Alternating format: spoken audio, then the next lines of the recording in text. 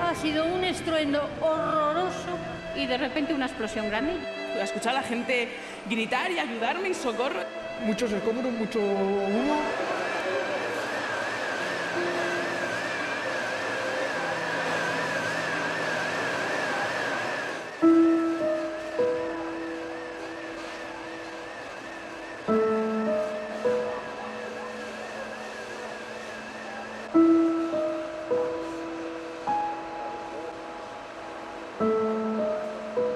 Estábamos en la cama, eran las 6 menos cuarto, por ahí creo que fue, porque se paró el reloj a esa hora, el reloj del pared, y fue la explosión.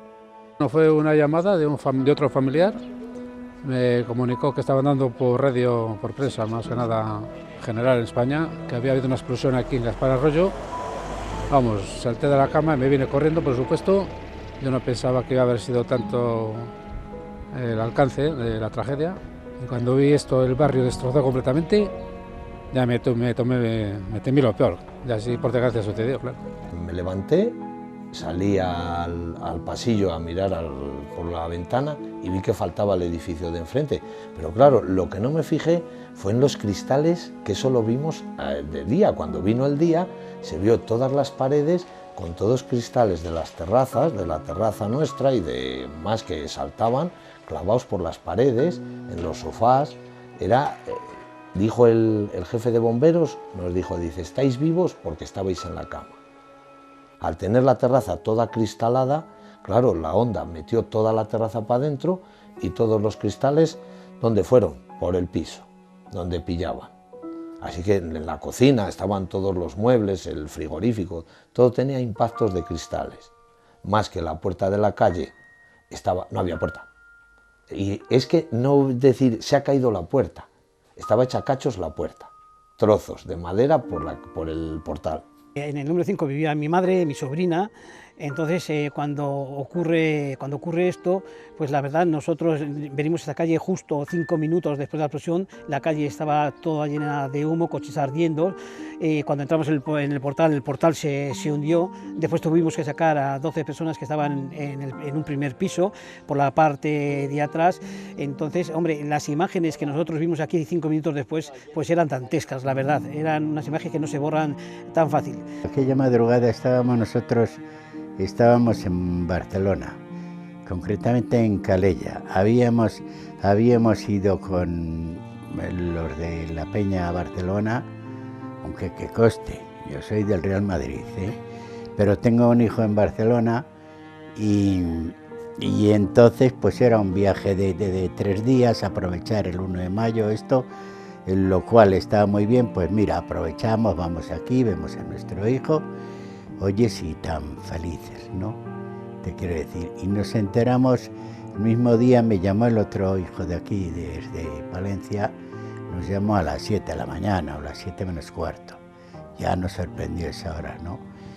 Y nos comunicó que lo que había, bueno, que había humo, que había mucho humo, que no se sabía lo que era en realidad, que porque habían venido los bomberos, pero que no sabía, vamos, que no nos quería asustar. Ya va pasando los años y van pasando todo, pero hay veces que cuando ya empiezas otra vez a volver a recuerdas la emoción que pasaste esos días, lo mal que lo pasaste, y luego te cambia la vida totalmente, ya no es nada igual. Datos de última hora que Canal 4 Palencia ha ido recopilando para Palencia y para toda la comunidad de Castilla y León sobre este suceso, esta catástrofe cuyas dimensiones por el momento se desconocen, pero que todo apunta lamentablemente a que podría ser el suceso más lamentable que ha ocurrido en Palencia en los últimos años. Los espectadores de Canal 4 Palencia tendrán más información en un especial informativo a la 1:30.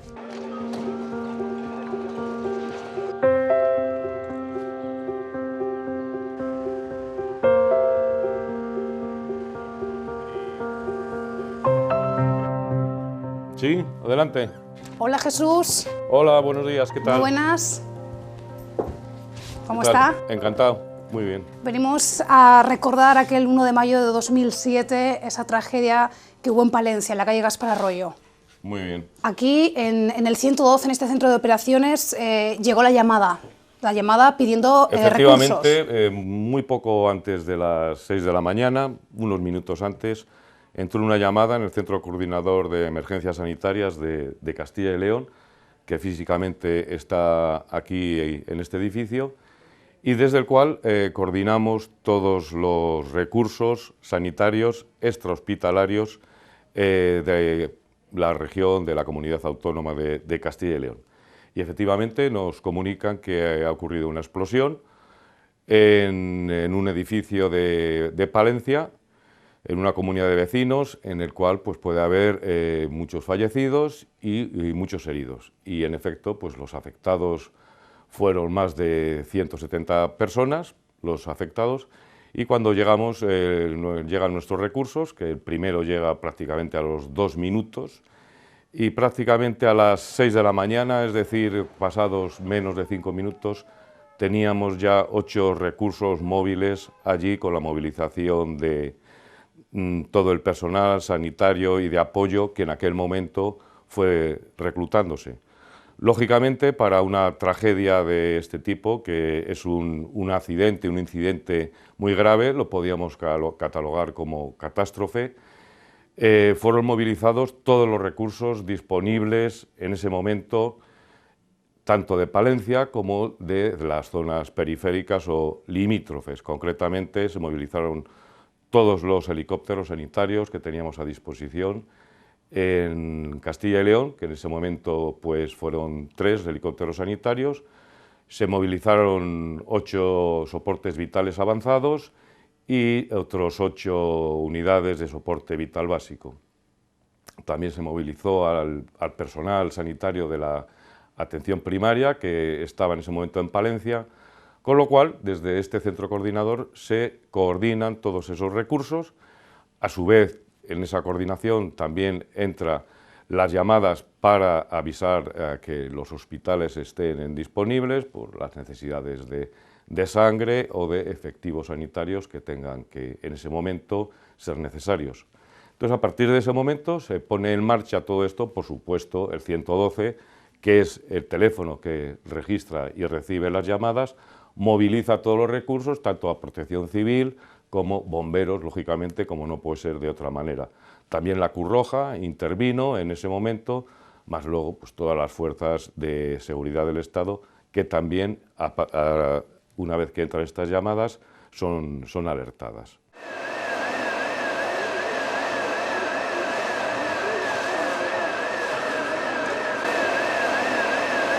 Salieron los bomberos cuando les avisaron de que había habido una explosión, se desplazaron hasta Gaspar Arroyo y conectaron rápidamente con el parque para comentar que aquello era muy grave. Al ser grave me llamaron a mi domicilio, yo estaba durmiendo como cualquier otro vecino de Palencia, me vestí lo más rápidamente que pude y me desplacé andando porque yo vivo en una calle muy próxima al lugar del siniestro. Dije, en lugar de tener que sacar el coche, aparcarlo y tal, fui deprisa. Y a medida que me iba acercando, pues yo pensaba también, digo, pues en otras ocasiones las explosiones, aunque han sido graves, pues ha fallecido alguna persona, puede ser, bueno, de más o menos importancia. Y cuando llegué a Estéreo Mañanos, pues me di cuenta de que aquello iba a ser más grave de lo que yo venía pensando en esos pocos metros que había recorrido, porque estaban mucha gente por la calle, muchos cristales rotos, muchas ventanas rotas. Y cuando di la vuelta ya a Gaspar Arroyo y vi desde Estéreo Mañanos toda la profundidad de la calle, pues ya dije, esto ha sido, pues nada, que un terremoto, aquí han bombardeado la calle. Fue la primera impresión que tuve, dije, como que hubiera caído aquí una bomba en medio de la calle y hubiese destrozado todo lo que había. Bueno, lo primero que me sorprendió fue llegar a la zona de la universidad y encontrarme todo lleno de policías. Cuando ven un coche que es del grupo de rescate de color amarillo y con rotativos dándome paso inmediatamente, y ahí ya imaginé que la situación, algo pasaba, ¿no? Que toda la ciudad estuviese movilizada, todos los cruces abiertos, y ya me imaginé que la situación era complicada. Cuando llegué a la zona, la verdad es que todavía estaba a media luz, todavía no había amanecido del todo, no tenía una visión como otros siniestros en los que ves el humo y ya te puedes imaginar algo, pero cuando llegué y vi, me acuerdo que además no entré en la calle, en la primera en Salvino Sierra, sino en la siguiente, porque estaba todo colapsado por medios de comunicación, por coches de bomberos. Entonces me situé en una zona donde todavía no había estaba abierta, y la verdad es que cuando fue al final de la calle Gaspar Arroyo y cuando vi la situación me quedé, porque además estaba limpio, allí no había coches todavía, no había ningún coche de intervención, solamente entré yo y me quedé. La verdad es que nunca había visto algo parecido, me pareció como si hubiese sido un atentado. Al fondo se veían también los rotativos de uno de nuestros camiones, me acerqué hasta donde ellos estaban, estuve hablando con el cabo del servicio que atendió en los primeros momentos aquello, me dijo que el edificio se había hundido, ya me acerqué y ya pude ver que efectivamente era un amasijo de escombros aquello.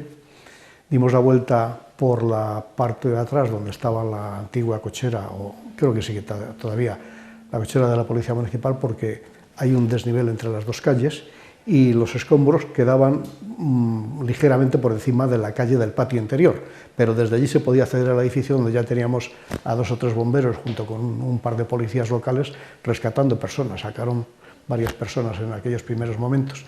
Me hice una idea de lo que había pasado y ya empecé llamé al parque para que avisaran a mucha más personal, que fueran trayéndonos más camiones, que fueran trayendo más medios, que avisaran a nuestro técnico de protección civil, que me llamara y no se desplazara allí, porque desde el parque él podía hacer una labor mucho mayor que estando presente en los primeros momentos en el siniestro, que avisaran a las autoridades.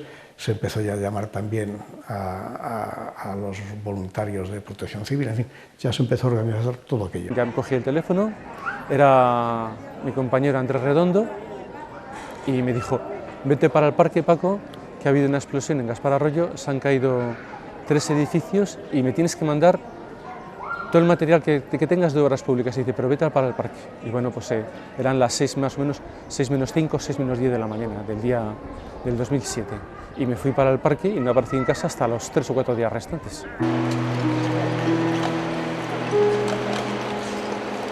Había una gran llamarada del gas que estaba encendido, y la dije a mi mujer, digo: vístete y coge, que aquí que hay que marchar, que no hay puertas, ni hay ventanas, ni nada.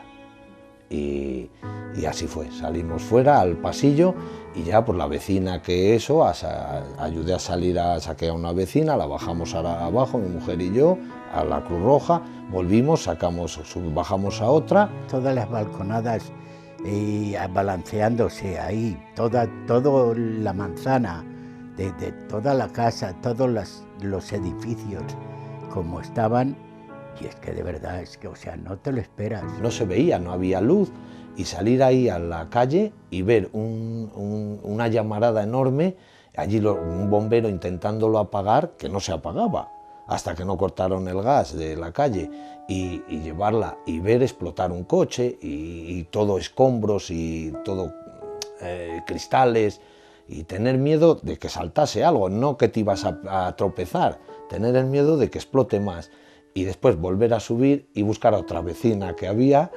No pensabas más que tú estabas bien y si podías ayudar a alguien.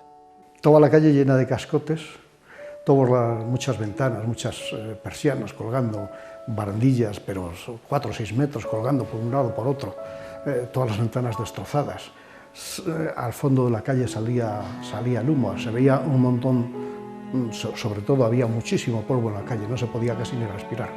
Y al fondo se veía, pues todavía no había amanecido, estábamos entre 2 luces, se veían rescoldos de alguna llama, un poco de fuego. Estamos muy acostumbrados a tratar con víctimas, a tratar con situaciones fuertes. Me di cuenta que el tema estaba fuera de control emocional.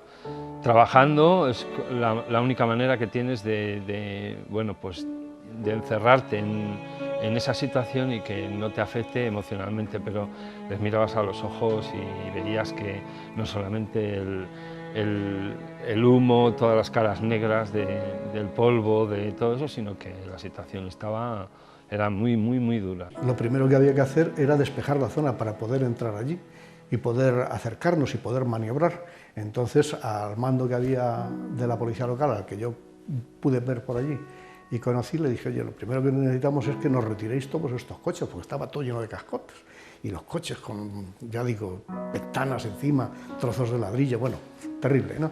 Y entonces yo, para poder acceder y empezar a trabajar y a meternos en el edificio y tal, pues necesitamos que nos quiten todos los coches. El patio de la policía local pues también estaba lleno de coches retirados. Tenían también una pérgola allí para protección de los coches. Hubo que cortarla, retirarla, en fin, a poder facilitarnos el trabajo para poder entrar allí. Lo que hizo una cosa, Andrés, maravillosa fue que se hizo una idea muy buena de cómo atajar el problema. Entonces, cogió un sargento, dos sargentos, y dijeron: vosotros a intervención, y otro sargento a mirar todo alrededor, o sea, todos los riesgos que tenemos alrededor, como pueden ser caídas de escombros, caídas de diverso material, ¿no? Y entonces ellos se lo iban comentando a Andrés, y Andrés me iba pasando a mí lo que necesitaba en ese momento.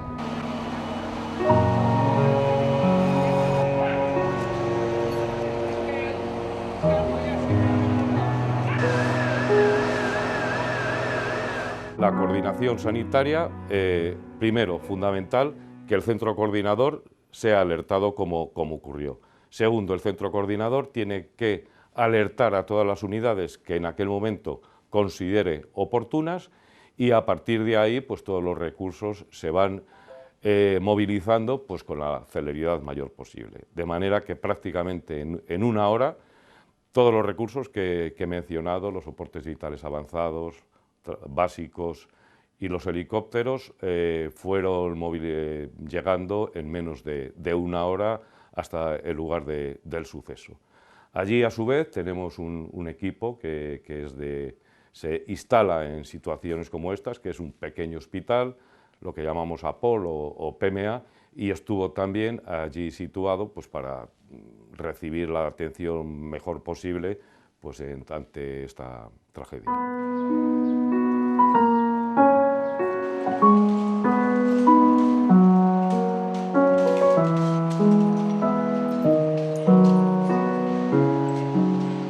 Yo, cuando llegué al parque de bomberos, el primer problema que me encontré fue que los servicios informáticos del ayuntamiento les habían caído el repetidor.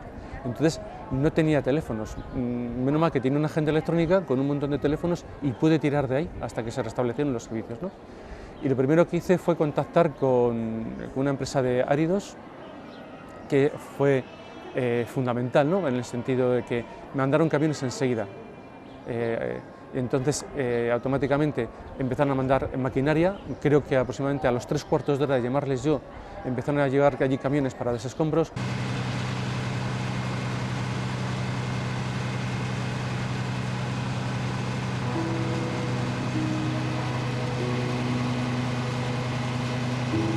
Trabajo de intervención, de desescombrar, de sacar víctimas, de cuando ves las víctimas, cuando sacas la víctima empiezas a quitar escombros y al final sale lo que sale, ¿no? Que es la víctima muerta, pues al final te afecta, cada vez te afecta.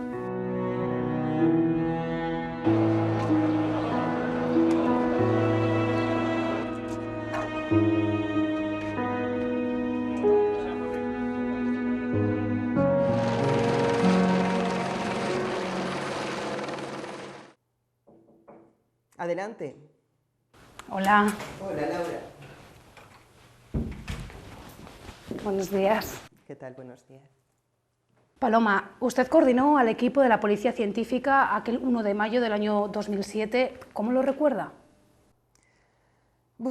¿Cómo lo recuerdo? Me llamaron el oficial que estaba de guardia ese día para decirme que, dice: jefa, creo que vas a tener que venir porque un edificio entero se ha derrumbado. Entonces, bueno, en ese momento no se podía hacer nada, estaba lleno de fuego, de humo.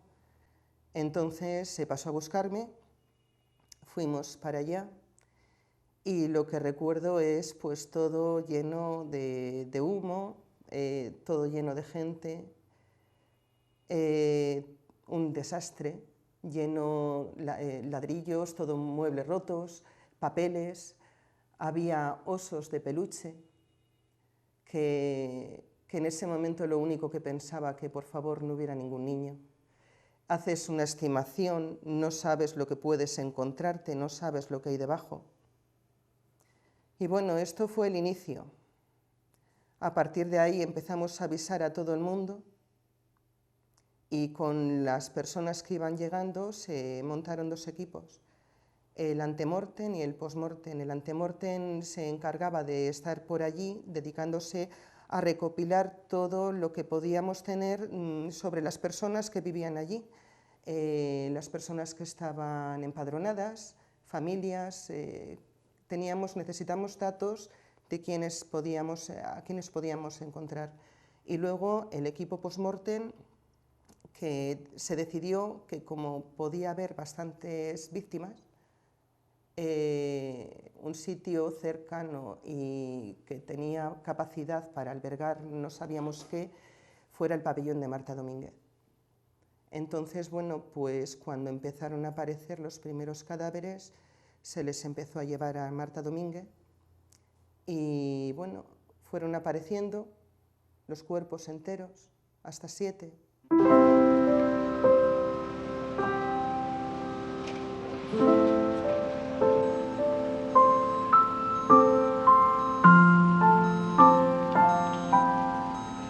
Cuando han ocurrido otras catástrofes o tragedias en la comunidad autónoma, es avisado también el Colegio de Psicólogos y alerta o activa, pues dependiendo de la gravedad y del número de afectados, activa a sus profesionales y acuden pues para recibir asistencia pues todos aquellos afectados que lo requieran.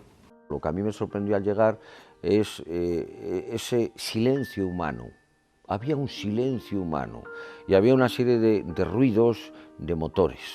Había un olor tremendo, un olor extraño a humo y cosas quemadas, no sé exactamente, y todo era como una neblina, ¿no? Y luego había como una sensación de humedad, ¿no? Entonces, claro, por un lado, las personas afectadas veían su casa, sí, se veían a sí mismas sin ropa, sin carné, sin dinero, sin saber si sus familiares estaban fallecidos o desaparecidos, sin saber qué había ahí abajo, porque eran todo escombros, pues muy difícil agarrarse a nada. Entonces ahí está la figura del psicólogo, que en ese momento hace que la persona tome conciencia. ¿Por qué? Porque mirad, normalmente cuando ocurren este tipo de cosas, la policía local se encarga lógicamente, pues del tráfico, de ordenar el tráfico. La Guardia Civil se encarga de hacer sus pesquisas, su seguridad en circulación, y la Policía Judicial de tomar datos, la Policía Nacional, si es en una ciudad, se preocupa de buscar huellas, identificar, los forenses se encargan en el tanatorio tal, el grupo de rescate de tal, no sé. Pero claro, ¿quién se cuida? ¿Quién se cuida y quién organiza a los vivos? A los vivos, incluso a los sobrevivientes, porque los heridos van al hospital, ya tienen su atención con las enfermeras, con los médicos. Entonces ahí es cuando la figura del psicólogo va perfectamente a la persona, porque es como que de repente como somos una guía que está ahí.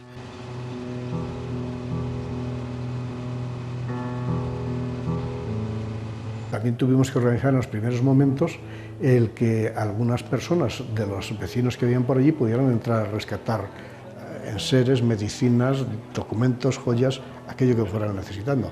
Entonces, pues teníamos también un grupo de personas que les acompañaban, que primero mirábamos a ver dónde tenían que ir, a ver si había riesgo para esas personas que iban a entrar en aquella casa, y luego les dejábamos allí un tiempo que recogieran aquello que les ayudábamos también a trasladar aquello que fueran a necesitar o que fueran a sacar de sus domicilios. El 5 y el 8.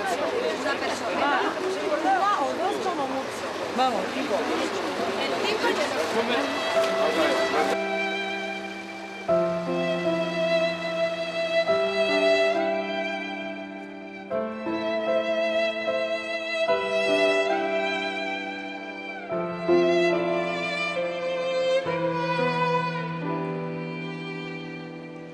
Bueno, nos han acompañado los bomberos y la Policía Nacional y Municipal para acceder a las viviendas.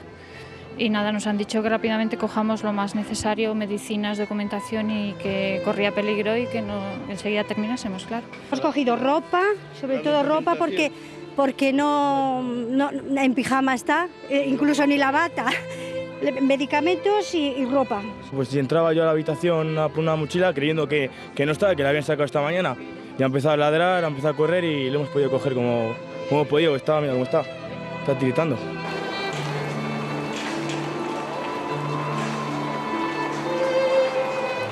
Luego había muchas personas que estaban preguntando por sus seres queridos, que no sabían dónde podían encontrarse.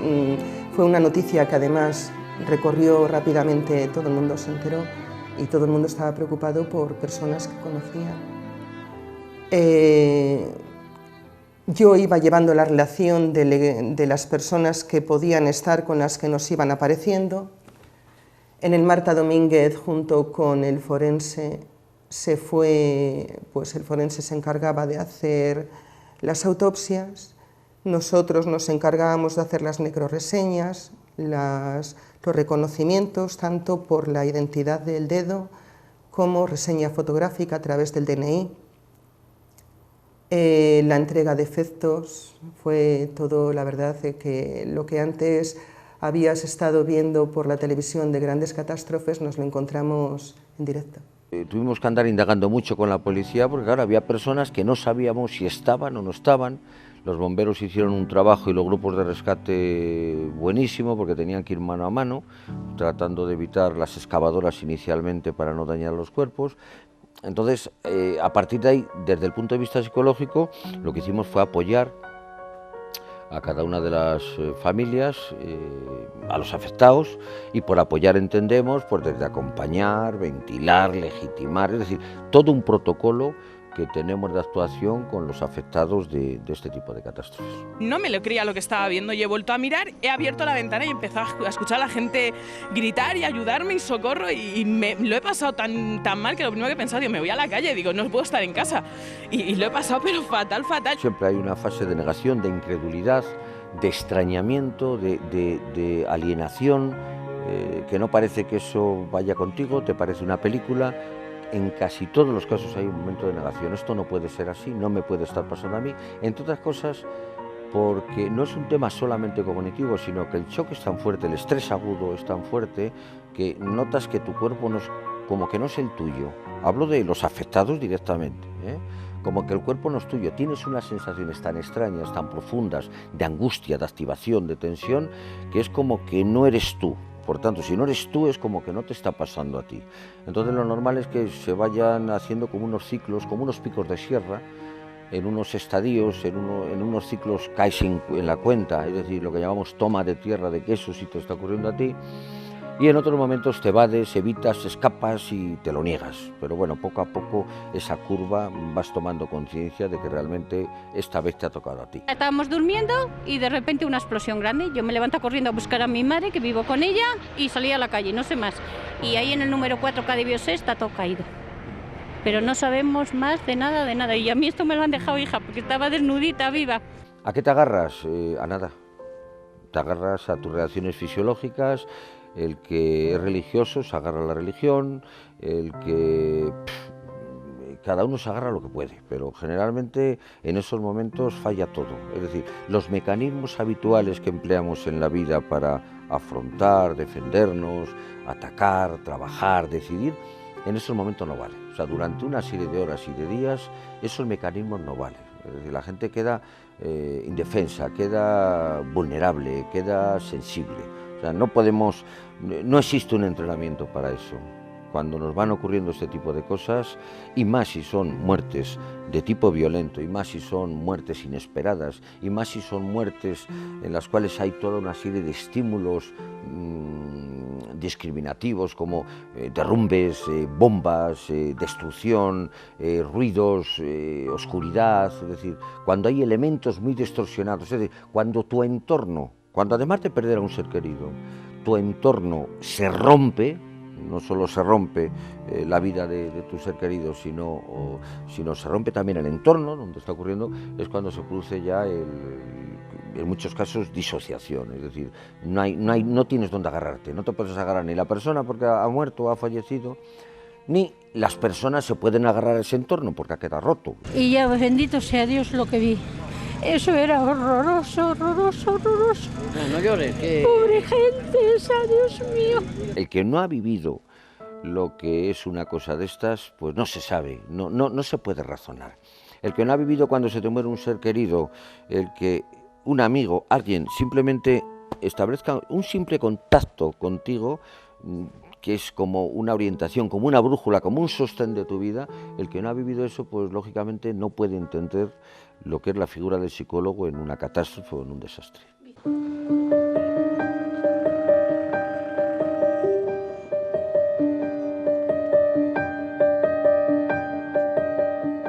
Pues cuando empezaron a sacar todos los cascotes, todo lo que había allí, y llevarlo al campo de fútbol de la antigua balastera, se volvió a mirar otra vez. Y allí, cuando ya hicieron montones, pues volvimos otra vez a mirar, pero ya de manera exhaustiva. Buscábamos a dos personas que sabíamos que sí estaban allí en el momento en que se produce la explosión, pero no sabíamos qué había pasado con ellas. Y bueno, pues se empezó a mirar nuevamente, nos dieron rastrillos y ya pues lentamente, sin saber lo que estábamos buscando, encontrando joyas, encontrando dinero, y luego pues una persona que era del equipo de Madrid, que vinieron a apoyarnos y a trabajar con nosotros, siguiendo el rastro de las moscas. Estaba entre un montículo tal, estuvo esperando y por donde vio que había insectos, le fue siguiendo y allí encontramos el primer trozo. Entonces ya supimos a partir de ahí qué era lo que teníamos que buscar. Que eran personas que estaban ya desfragmentadas. Se actuó con muchísima rapidez y eso en una catástrofe de esta magnitud es importante. Es fundamental porque lo que no podemos evitar, desgraciadamente, es que los fallecidos que ha habido, y ya nos encontramos con 9 cuando llegamos allí, sobre esto los recursos sanitarios no podemos hacer nada. Sí que podemos hacer sobre los heridos, que en aquel momento pues eran 40 ya los heridos que pudieron encontrarse. Uno de aquellos heridos falleció en el momento y entonces bueno, es uno de los 9 fallecidos que hubo en ese incidente, y el resto pues en ese momento son atendidos, reciben la primera atención allí in situ, e inmediatamente los más graves pues se evacúan al hospital que en ese momento pues requieran. Concretamente el más grave, que además fue una de las personas más jóvenes, fue un niño, una niña concretamente de 6 años, tuvo un traumatismo craneoencefálico y fue evacuada en helicóptero al hospital de Salamanca. Y otra persona con un traumatismo torácico también importante fue trasladada al hospital de Palencia, del Río Carrión. Alguna otra persona se trasladó al hospital de San Telmo y al hospital de San Juan de Dios, concretamente 2 pacientes.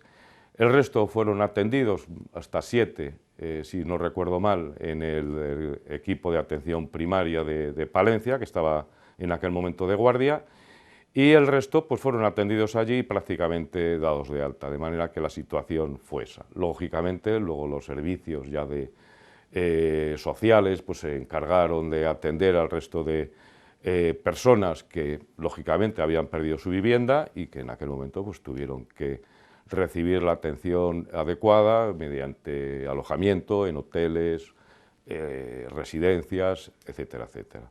En el momento en que estás allí no tienes tiempo de pensar, solamente sabes que tienes que trabajar, que tienes que hacer las cosas bien y completo, que no falte nada, que se haga todo correctamente y que haya una coordinación,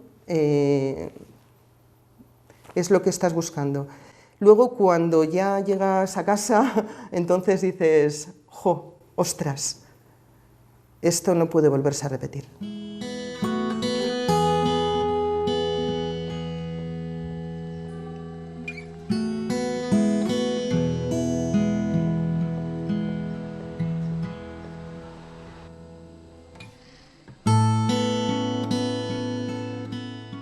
Hola, buenos días. Buenos días. Soy Elena, ¿cómo está? Bien, ¿y tú? Me imagino que un día como el 1 de mayo del año 2007 no se olvida nunca. No, no se puede olvidar, no. No, porque fue muy, bueno, muy impactante y yo pienso que milagrosamente vivimos, porque aquello pudimos saber. Pero ¿Usted bueno, cómo se enteró de que había habido una explosión justo aquí al lado, en la calle Gaspar Arroyo? pues primeramente escuchamos una explosión, pero pensábamos al estar de obra que fuera alguna viga que hubiese caído o que, bueno, pues algo que o una pared podía haber sido. Y no, fuimos a mirar y no, gracias a Dios no había caído nada de arriba. Porque ustedes se despertaron. Bueno, estábamos ya, era el despertador, nos despertó, ya era la hora de levantarnos. Sobre las 6. 6 menos 5. Y entonces luego después de ahí, pues vimos que, porque no se había caído nada, y fuimos a la oración. Y estando en la oración, pues como a las 7:30 o cosas así, llaman que baje la Madre Superiora y eso. Y ahí llegaba don Eleodoro, que era el alcalde de entonces, y don José Ignacio Bonilla. Llaman para que si pudiésemos, que había una tragedia, que había pasado una tragedia ahí al lado, en Gaspar Arroyo, y que si podíamos abrir el portón y auxiliar, como con la madre, dijo, con todo el alma, con todo lo que podamos. Y así fue. Entonces ya entraron, bueno, los que, y otros, algunos fueron al hospital, de los que no. Y ustedes cuando abren este portón y se encuentran de frente con la tragedia, ¿qué imágenes se le han quedado en la cabeza, Sor Elena? Pues nosotros el nerviosismo de los afectados, veíamos la gente, la consolábamos, y, bueno, la atendíamos, la cogíamos para casa.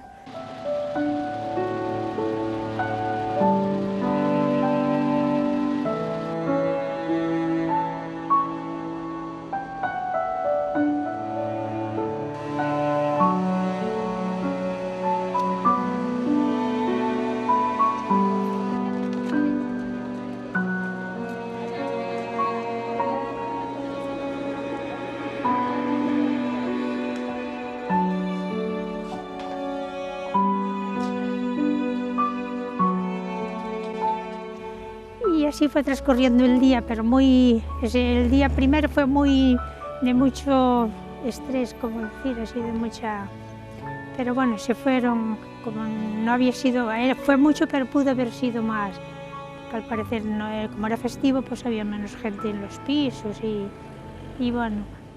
Y luego ya a lo largo de la mañana, ya a primera ya de la hora de la mañana, ya en lo que era cocheras, pues pusieron microondas las hermanitas y le trajeron leche, y luego ya, bueno, todo lo que teníamos nosotros de reserva se puso. Y luego también cuando se nos iba acabando, pues ya, antes de eso ya llegó también Pepe, Pepe Calderón. Sí, el del Banco de Alimentos, y bueno, ese también, bueno, estuvo muy pendiente, y ya llegaron. Poco a poco fueron llegando las autoridades, la Diputación, el Ayuntamiento y todo. Aquí no faltó, y los médicos también estuvieron muy al lado de los que necesitaban, y así fue transcurriendo. Tuvimos la suerte de que estaba el convento de monjas, claro, que encima las monjitas, las pobres, que es que hay veces que somos poco religiosos y luego, es verdad, y luego nos damos cuenta de cómo en esos momentos el tener a unas personas que hacen las cosas por vocación, por religión, pues coño, pues es emocionante, ¿no? Es emocionante, no sé si tiene mucho que ver con Dios o no, pero en ese momento el factor humano fue importante. Entonces nosotros cuando llegamos a una catástrofe, lo primero que nos preocupamos es de diseñar diferentes escenarios para cada una de las situaciones. un escenario donde las familias tienen que esperar. Dentro de ese escenario, diferentes escenarios para que las personas, las familias puedan reagruparse. De tal manera que diríamos que en esa hipotética sala de espera hay grupos de familiares que están separados comentando sus cosas, con un espacio vital, con un territorio en el cual pueden hablar de sus cosas, pueden ventilar, pueden desahogarse, pueden anticipar, es decir, diferentes escenarios dentro de un mismo escenario, para que de algún modo, nosotros decimos que sean lugares íntimos, lugares donde las familias puedan tener su privacidad. Luego también buscamos otros escenarios para dar lo que llamamos las malas noticias. Las malas noticias es cuando realmente, pues, después de una serie de horas se descubre que una de las personas accidentadas o heridos leves, pues ha fallecido o está desaparecido. Entonces ahí normalmente se saca a la familia de ese escenario de espera, se elige a uno de los miembros que nosotros identificamos como más capaz o más fuerte, con un cierto argumento de autoridad, y le llevamos a otro escenario. Y en ese escenario ya le explicamos lo que ha ocurrido, que es lo que llamamos la mala noticia.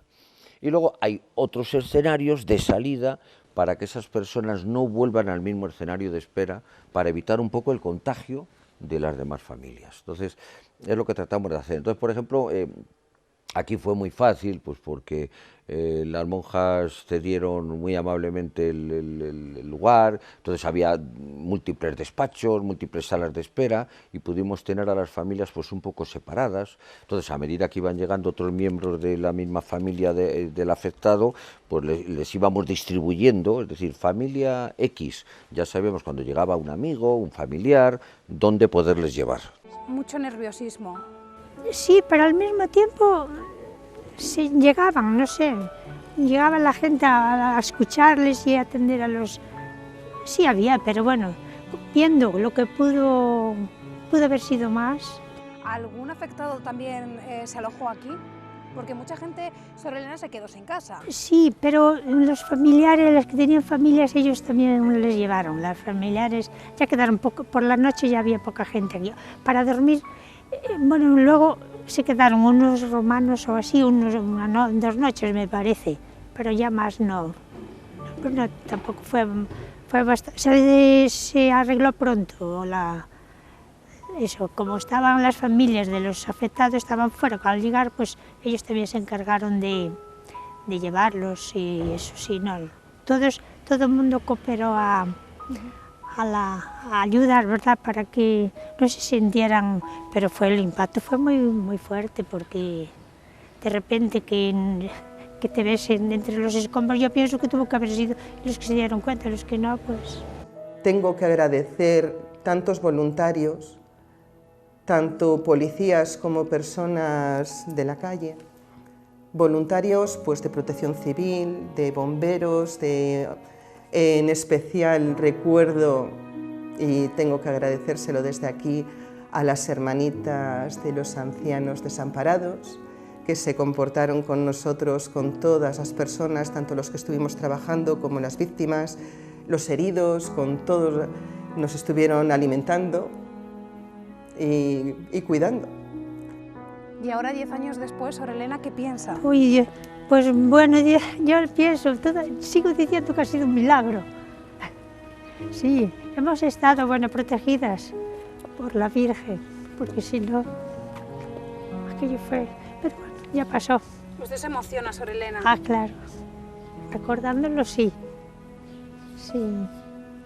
Porque se vivieron imágenes de dolor. Ay, sí, mucho, una pena daba gente que, algunos estaban, bueno, enseguida, no enseguida, pero bueno, se fueron serenando, pero otras personas estaban que yo digo, ay, Dios mío, cómo que no tenían, que no dominaban su nerviosismo y su impacto, claro. Tiene que ser un shock. Ah, mucho. La gente en Palencia se volcó, las empresas de Palencia se volcaron con la situación que se había creado en Palencia. Maravilloso, la respuesta fue inmediata, fue llamar por teléfono y explicarles el problema, decir, ¿qué necesitas? ¿Qué te podemos ayudar? ¿Qué es lo que quieres? ¿Cuándo lo quieres?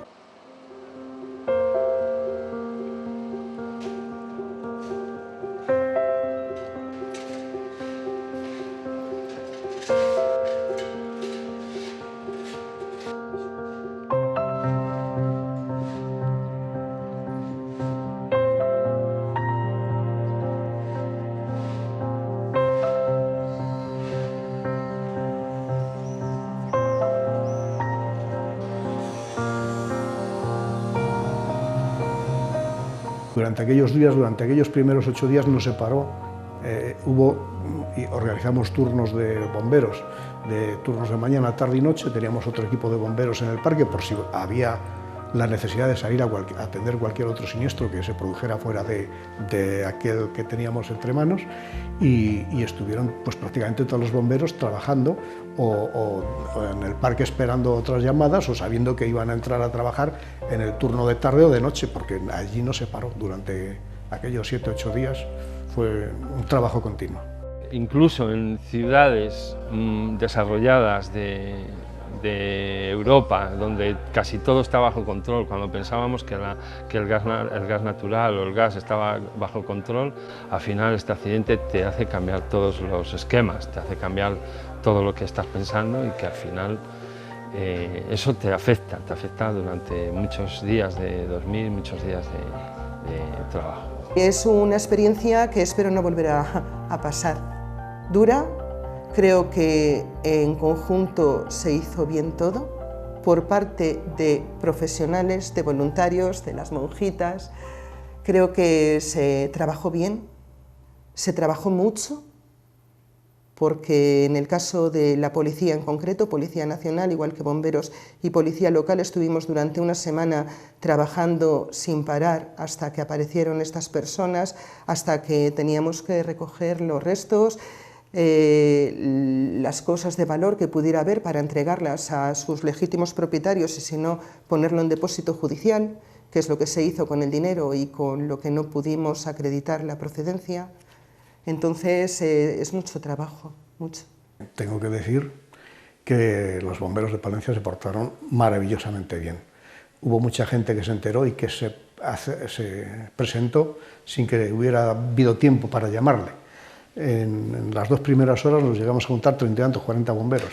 Luego la Junta también solicitó los servicios de un equipo de rescate que en aquella época tenía, no sé si lo siguen manteniendo, y también se presentaron allí un equipo de rescate de bomberos de la comunidad formado por profesionales de otros parques de la comunidad, y luego bueno, pues hubo todo un dispositivo tan enorme con policías locales, policías nacionales, Cruz Roja, voluntarios de protección civil, un equipo de perros que había en aquella época en Burgos, los perros de la Guardia Civil, las ayudas que recibíamos también de Cruz Roja, luego las personas que ayudaron y que llevaron a los hospitales, pues sé que estuvieron actuando allí, aparte de los equipos médicos, los psicólogos, en fin, atendiendo a los vecinos, a las víctimas. Luego ya llegaron otras asistentes sociales para atender a las personas que no habían resultado heridas, pero que habían tenido que salir de sus casas, porque sus casas también, aunque se hundió el edificio, el número 4, quiero recordar que era, pero los otros 2 edificios estaban muy dañados y luego toda la calle estaba totalmente dañada. Aquellas casas hubo que desalojarlas todas.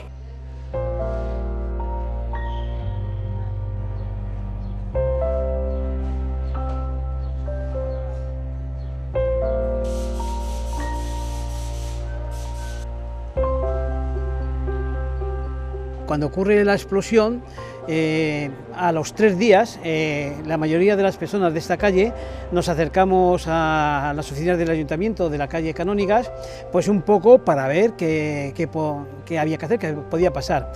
Entonces, cuando yo me acerco también a estas oficinas, me encuentro con la mayoría de los vecinos, también las oficinas de las que conozco de toda la vida.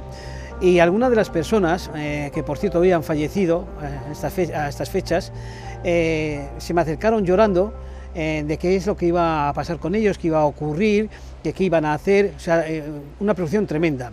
Entonces, yo en ese momento sí soy consciente de que una catástrofe como la que acababa de ocurrir no se puede dejar un poco a libre albedrío de lo que podían hacer en ese momento las instituciones públicas, fundamentalmente por una razón. Porque esto ocurrió el 1 de mayo, como todo el mundo sabe, pero el día 22, creo que era, o el 24, había elecciones. Entonces yo era consciente de que en estos 20 y tantos días todas las instituciones se iban a volcar con nosotros, pues sinceramente en busca del voto, eso está claro. Pero después no iba a quedar más que un solar pues ahí vacío. ¿Por qué? Pues porque cuando yo pregunto a la gente, resulta que de las 30 viviendas que se derrumban, 17 tienen seguro y 13 no tienen seguro. Entonces es fácil comprender que era muy difícil que las casas se volviesen a levantar sin que 13 vecinos tendrían seguro de continente en este caso. Los otros 17 tenían alrededor cada uno de unos 51.000 euros, con lo cual era imposible pensar que iba a haber acuerdo para que se levantasen de nuevo los edificios. Es ahí donde nos organizamos a través de una asamblea después en los locales de cultura de la Junta de Castilla y León, en Obispo Nicolás Castellanos, y 112 familias decidimos formar una asociación y nombrar una dirección que eran todas víctimas directas de esta calle. A partir de ahí nos proponemos hacer un programa, digamos, organizado para entrevistarnos con las distintas instituciones. Hombre, yo venía del mundo de la política, incluso a nivel institucional, y sabía muy bien que estas cosas o las mueves en caliente o después no hay nada que hacer. Automáticamente nos pusimos en contacto con el Ayuntamiento, con el difunto José María Hernández de la Junta, y empezamos a hablar de cómo había que solucionar esto. Tuvimos muchos problemas, es verdad, porque yo recuerdo en ese momento que el Ayuntamiento relacionaba y ligaba la construcción de las viviendas a la aprobación del Plan de Ordenación Urbana, que llevaba 7 o 8 años sin aprobar, y nosotros pues no estábamos de acuerdo con esa propuesta. ¿Por qué? Porque sabíamos que el plan de ordenación urbana, ligarlo a la explosión de Gaspar Arroyo, no se iba a aprobar para el día siguiente, y aquí hacía falta que se tomarían medidas inmediatamente. Nos reunimos después con la Junta de Castilla y León, con José María Hernández, el consejero de Fomento, el director, con toda esa gente, y nosotros, claro, le propusimos que se haría cargo la Junta de Castilla y León, que además es quien tiene las competencias, pero que tendrían en cuenta varias cosas. Una de ellas, que lo que se había dicho, que esto era casco histórico y que no se podía levantar más de 4 plantas, no podía ser. Y no podía ser porque no se podían dejar a 12 familias fuera en la calle, y además a qué 12.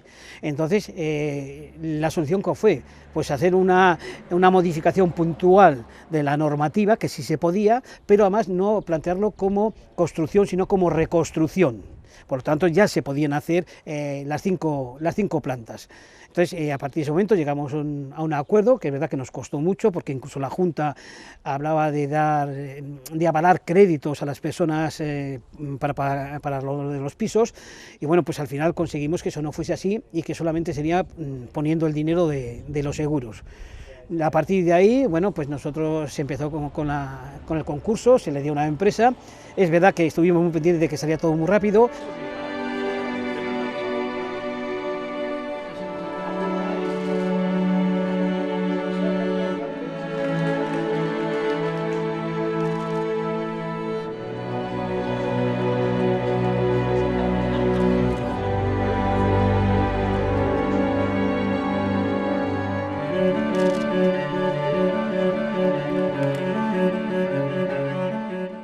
Lo que más hemos valorado ha sido las administraciones, los seguros, que se han volcado, que esto está reconstruido porque se ha movilizado la administración, se ha ido y ha dicho esto hay que solucionarlo cuanto antes, si no, esto no hubiese estado arreglado. La Junta de Castilla y León, para mí, mi opinión, es que se comprometió y cumplió y está todo solucionado. Sí, la vivienda también luchamos, gracias a la asociación que hizo señor Insua, y poco a poco se hicieron, como no hubo esos inconvenientes, esos traumas, esas cosas, pero al final pues salió adelante. Gracias también al que entonces era aquí el delegado territorial de la Junta, el señor Hernández, que se movía mucho.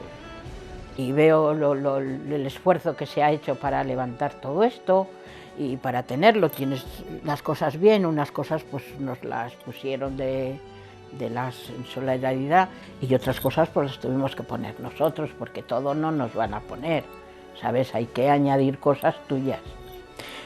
Y bueno, pues otra ilusión de volver a poner cosas, ¿sabes? No con el entusiasmo de recién casada, pero también, ¿no? Y luego pues eso, pues en falta las vecinas, mucho. Yo, Marilú, la del primero, la he hecho mucho en falta.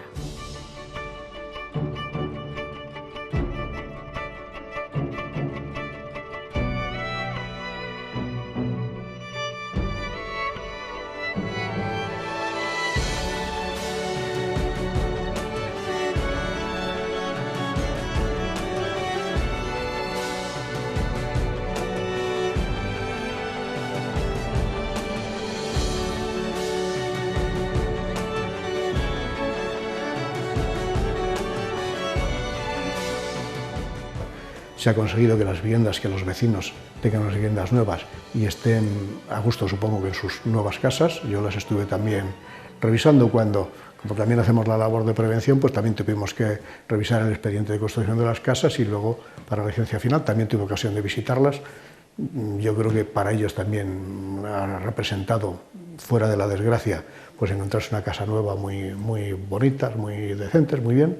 Nosotros lo que queremos dejar claro, ante todo, es que la asociación en ningún momento ha pretendido ni pretende que la resolución judicial sea o sería de cuestión económica. Nosotros hicimos una demanda penal, en donde, por cierto, estaban 216 personas, y donde imputamos a 5 técnicos de gas natural, pero bueno, pues el juzgado entendió que, aun siendo y admitiendo que la explosión había sido causa del gas, que no se podía iniciar un juicio oral, porque el juzgado se remitía a la responsabilidad de las instalaciones de gas en el año 86, que cuando se hicieron en esta calle. Entonces, aunque hubiera habido un presunto delito, este hubiera prescrito. Hombre, nosotros no nos queda más remedio que compartirlo, aunque desde luego no estamos de acuerdo, por una razón, porque nosotros en ningún momento nos remitíamos a la instalación de las conducciones de gas en esta calle, sino que nos remitíamos al año 2006, que es cuando se hizo esta calle nueva, el asfaltado, el acerado y todo lo demás. Y la empresa constructora rompió una tubería de gas. La empresa llamó a Gas Natural, vinieron los técnicos y lo cerraron. Pero no se hizo una prueba de estanquidad, con lo cual eso se quedó así. Entonces, si se hubiera remitido el juzgado al 2006, no hubiera prescrito. Bien, eso quedó así, nosotros lo recurrimos a la audiencia provincial, se ratificó en lo del juzgado, la audiencia provincial, pero es verdad que el juzgado en su auto dejaba perfectamente abierto la vía civil. Y es en la vía civil la única posibilidad que nos queda de que haya alguna vez justicia, que haya una sentencia.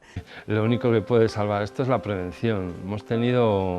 Después de aquello, hemos tenido algunas fugas, no ha pasado nada, pero nos da a entender que hay que tener las instalaciones, no solamente las explosiones, sino que sabéis la cantidad de accidentes que ha habido fruto de las calderas, con monóxido de carbono, muertes con accidentes muy graves, y que yo creo que la prevención en esto es muy importante. Al año estaba todo y toda la gente, a lo mejor no ha venido mucha gente con mucha ilusión, ha habido gente que tenía miedo por si volvía a pasar, pero son cosas que son puntuales, es muy difícil a lo mejor que se vuelva a repetir, pero no estamos libres, porque hay gas, hay luz, se pone un incendio, cualquier cosa puede pasar, pero hay que mirar la vida con otro optimismo, no estar pensando en desgracias, hay que pensar en cosas buenas que las tiene la vida. Yo tengo mis recuerdos de mis hijos y todas las cosas de ellos en la otra casa. Esta casa no guarda ningún recuerdo de mis hijos. Luego esta casa es como, estamos en la misma calle, pero es como si me hubiera ido. Luego faltan muchas vecinas de las que tuvimos, que ahora somos la mayoría nuevos, muy majos, todo lo que quieras, lo que digas, pero que no es lo de antes. Y en esta casa lo que ya estamos recuperando son los recuerdos ahora de nuestras nietas, cuando vienen ya a jugar, que si ya hoy mira a la pequeñina cómo abre este cajón para coger esto, y la otra ya sabe que aquí está lo otro. Esas cosas ya son de ahora, pero las de antes, de mis hijos y todas esas cosas, estaban en la otra casa. Las tragedias no se superan. Cuando una persona pierde, por ejemplo, a su hijo, no se supera. Simplemente se aprende a vivir con ello. Es decir, la propia vida va tirando de ti. O sea, muchas veces decimos en los duelos, porque claro, luego en todo esto hay lo que llamamos duelos elaborados y duelos mal elaborados. El duelo mal elaborado es cuando hay ideas obsesivas sobre lo que ocurrió, cuando hay culpabilidad, cuando uno pretende superarlo rápidamente como que no ha pasado nada. Y luego los duelos elaborados son aquellos en los que uno va tomando conciencia de que la vida ya no va a ser lo mismo desde el momento que ocurrió esa pérdida, ¿no? Entonces no hay una superación real, digamos que hay un aprendizaje en el modo de vivir ya sin esa persona, en el modo de vivir sin ese. Acordaros, aquí en el edificio, pues la gente aprendía a vivir en otros pisos, siempre estará el recuerdo de aquel piso. Y pueden haberles dado unos pisos más bonitos, más caros, en mejor sitio, con mejor calefacción, mejor iluminación, pero siempre quedará ese recuerdo. Recuerdos que no se olvidan, se olvidan relativamente, pero porque yo te voy a decir que tengo un humor excelente, pero cuando llegan estos casos de tener que recordar todavía aquellas cosas, pues oye, pues te conmueve mucho, ¿sabes? Quieras o no. Yo cuando voy a algún sitio, lo primero que digo, póngame en una habitación que tenga vistas, que sea muy amplia, que no vea solo una fachada de enfrente, quiero que se vea lo que se vea, pero que se vea en grande, digo siempre, ¿sabes? Nosotros, dentro de unos meses, cuando haya sentencia, nos vamos a disolver como dicen nuestros estatutos. Pero a nosotros nos gustaría que la herencia de las propuestas de mejora de las instalaciones y conducciones de gas que hay en nuestro país, ellos la recogiesen, la aceptasen, para que de alguna manera se cumplieran esas modificaciones que van a evitar de alguna forma más accidentes. Es decir, 10 años de trabajo hubieran servido para resolver los problemas nuestros, pero no queremos que sean los nuestros, queremos que sean los de todos. Y para eso tienen que intervenir los partidos políticos con representación parlamentaria, tienen que intervenir las instituciones, las administraciones a todos los niveles. Si ellos no lo hacen, la historia entonces sí que se habrá olvidado porque se volverá a repetir.